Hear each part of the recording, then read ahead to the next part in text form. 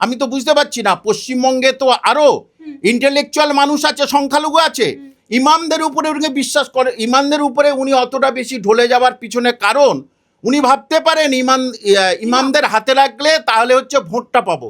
সেদিন এখন আর নেই। আমি আরেকটা কথা বলছি যারা দেখছেন তাদেরকে, আজকের বিশ্বের অন্যান্য দেশগুলো তারা নিজের দেশ ছেড়ে অন্য দেশে যাচ্ছে বিজ্ঞান আবিষ্কারের জন্যে, তারপরে পারমাণবিক বোমা আবিষ্কারের জন্য, ইত্যাদির জন্যে, লেখাপড়ার জন্যে। কিন্তু এই পশ্চিমবঙ্গের মুসলমানরা কি করছে জানেন তো? এরা হচ্ছে এরা ওই পীর সাহেবের কাছে যাচ্ছে কিছু ডিম নিয়ে, ওই পীর সাহেবের কাছে যাচ্ছে কিছু সবজি নিয়ে, আবার ওই পীর সাহেবের কাছে যাচ্ছে। তাহলে কালচারটা দেখুন। আজকে তাদেরকে সমালোচনা করছেন, কিন্তু তারা তো বিজ্ঞান গবেষণার জন্য এক দেশ থেকে আরেক দেশে যাচ্ছেন। আর আপনি ওইসব ডিম, মাছ, মাংস নিয়ে এক পীর সাহেবের দরগা